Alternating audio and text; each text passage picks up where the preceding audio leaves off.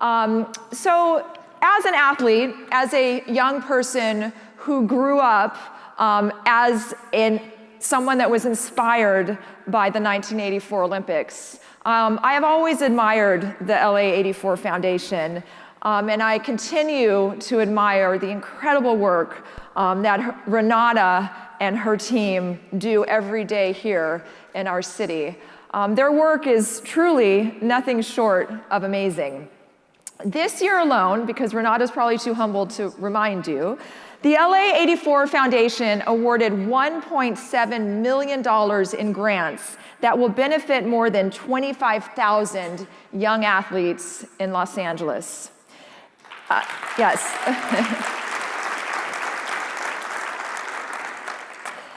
LA 84 grantees will train more than 1,500 coaches in the Los Angeles area. And at a really fun event this past summer, the LA 84 Foundation ensured that Joan Benoit Samuelson and Anita DeFrance received plaques at our hallowed LA Memorial Coliseum, because before that, there was only one woman who was honored in that iconic peristyle. But the foundation made sure that Joan and Anita were honored as trailblazers in sport here in our city, and we had an incredible event and honored them and presented their plaques. Yes. And speaking of Anita DeFrance, I would be remiss not to acknowledge her incredible leadership in stewarding the legacy of the 1984 Games for more than 30 years. Anita continues to be a trailblazer and an inspiration to us all. And as many of you might not know, she was recently elected to her second term as a vice president of the International Olympic Committee. And she played a significant and very important role in helping to secure the Games' return to Los Angeles.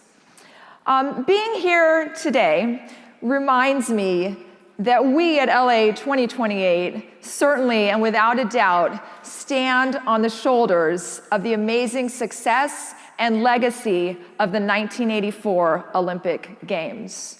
For us at our office at LA 28, the 84 Olympics were an inspiration and continue to be an inspiration to us all, and we hear about it from so many people. They want the Games to come home because they remember the Games from 1984. Having the Games here in '84, for us, as we went through our planning process, is proof to everyone in the Olympic movement that Los Angeles knows how to stage a truly sustainable Games that transforms our city and our communities for the better.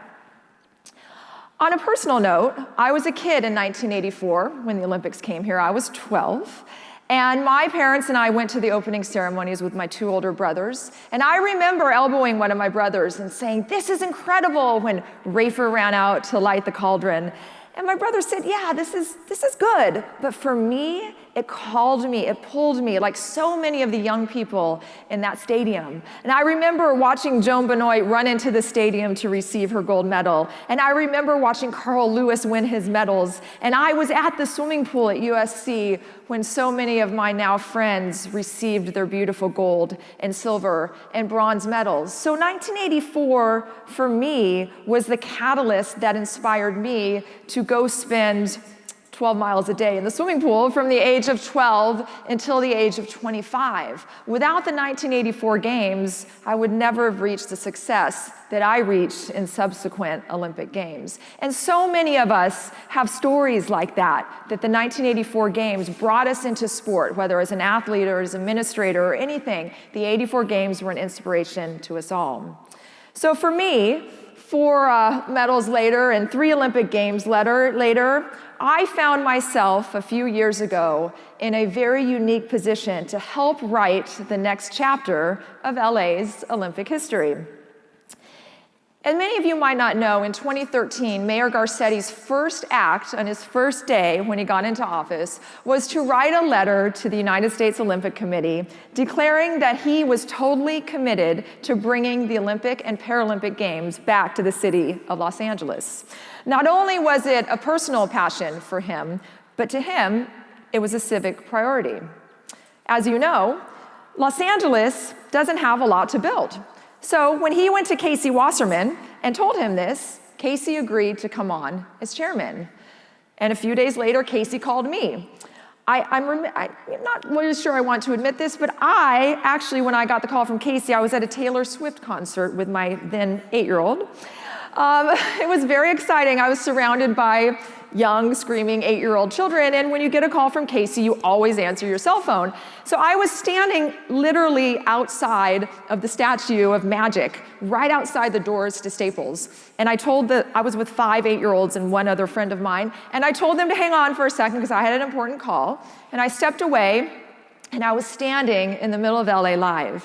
And Casey told me what was happening. And Casey asked me to come on as a representative of these incredible Olympians and Paralympians, some of whom are in the audience today. And as I was standing there listening to Casey and watching everything was around me and watching the people pour into the Staples Center and watching the activity in LA Live, I got it. It made perfect sense. How could we not try to bring the Olympic and Paralympic Games back to the city of Los Angeles as I stood in what was the heart and what will be the heart of our downtown venue in 2028? As a young person, after my first Olympics, I became involved with the 1996 Atlanta bid and subsequent organizing committee. So when Casey asked me these questions about joining the team at the Staples Center at the Taylor Swift concert, I inherently knew that there was an incredible amount of work ahead. But of course, standing there at LA Live, I didn't hesitate to accept the challenge to bring the games back home to my home region of Southern California and finally give our Team USA athletes an opportunity to compete at home for the first time in Atlanta in 1996. As I knew, the bid committee, there was a lot of dedication, a lot of hard work, a little drama, and a lot of perseverance, and a lot of magic over our 2-year bid. 25 times the United States has bid for the Summer Olympics, and we've only won 1 competitive bid, but now 2. We won Atlanta and we won Los Angeles. So our win was historic, bringing the games back to the US for the first time in a generation and back to a city that clearly loves them. When the IOC came to this very hotel in early May and saw all of our venues and listened to all of our presentations about the IOC requirements, they called our plan mind-blowing. And they also called it cool, which was kind of a neat terminology for a group of Olympic people to call our venues and our city and our plan cool. Needless to say, we were very proud of what we were offering the International Olympic Committee. Our success as a bid committee was based on our guiding philosophy, not changing our city to fit the games, but creating a games that fits the needs of our city and its communities. Like I mentioned, we don't have to build any new permanent venues, housing, or infrastructure. We have earned 83% public support and unanimous city council votes. As the mayor likes to say, even sunshine doesn't poll at 83%. The IOC's vote, 11 years outside of an Olympic and Paralympic Games, is the ultimate validation of our approach. What other city could offer that level of security and constancy as an Olympic host? So, LA 2028 will be a new Games for a new era, but back to the future, just like 1984. Speaking of 1984 pioneered groundbreaking innovations. Perhaps, besides the Rocket Man at opening ceremonies, perhaps most significantly were the 30,000 volunteers who showed America's best face to the world during the Games. Now, we are 10 and a half years out. LA 2028 already has 15,000 volunteers signed up for the Games. And these volunteers, on a frequent basis, perform community service for Heal the Bay, Friends of LA River, LA Regional Food Bank, and the United Way. My one little pitch today, if you want to sign up, you can go to la28.org and sign up, and you will have priority access for volunteer positions in 2028. 1984 also raised the bar for Olympic legacy. The LA84 Foundation, a $225 million surplus, 3 million young Angelenos impacted by the LA84 Foundation so far, including Venus and Serena Williams, who learned how to play tennis at a tennis group organized by the LA84 Foundation. The LA84 Games also created the US Olympic Endowment, which gives our athletes, our Olympians and Paralympians who receive no government support, an endowment of $10 million a year to go towards their training needs. As we know here in Los Angeles, the Olympic and Paralympic Games are more than a 2-week celebration. Done correctly, the Games are a chance to shape the futures of new generations, like they shape the futures of my generation. Details on our new IOC agreement have been made public, but it was an incredible agreement when we decided to take 2028. We will receive nearly $2 billion in IOC contributions. We will receive 80% of any surplus compared to the 40% that the 1984 Games received. And as we speak about frequently, we will receive $160 million in advance funding for youth sports in this city. So our legacy of the 2028 Games will begin now, not after the Games, but before the Games. We have nearly a decade for this.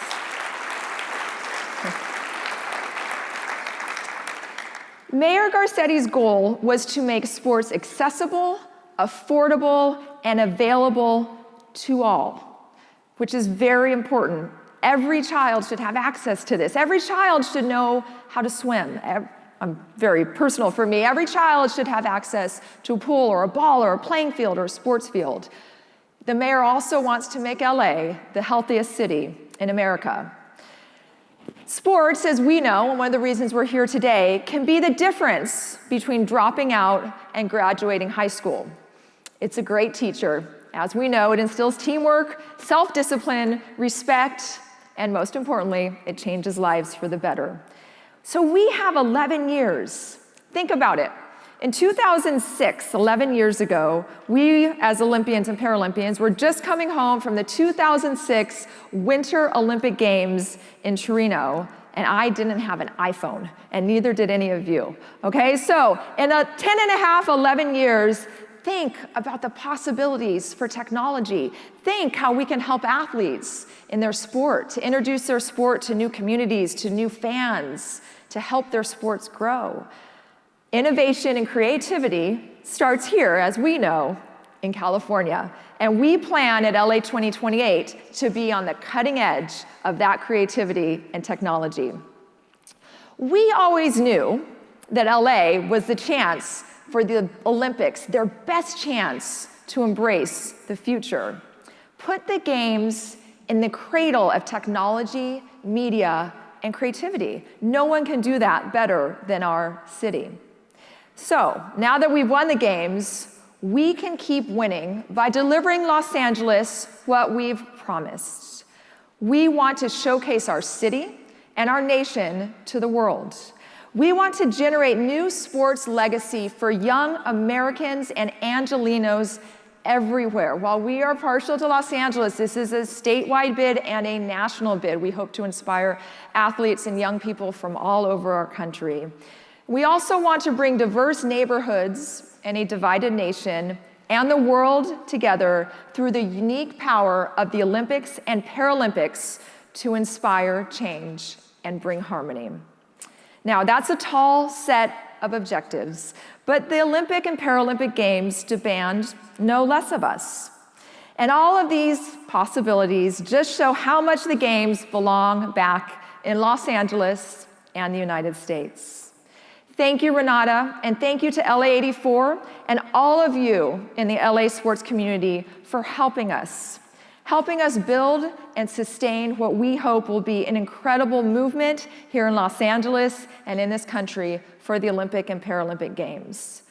Representing our city in bringing the Olympic and Paralympic Games home to Los Angeles truly has been one of the greatest honors of my life.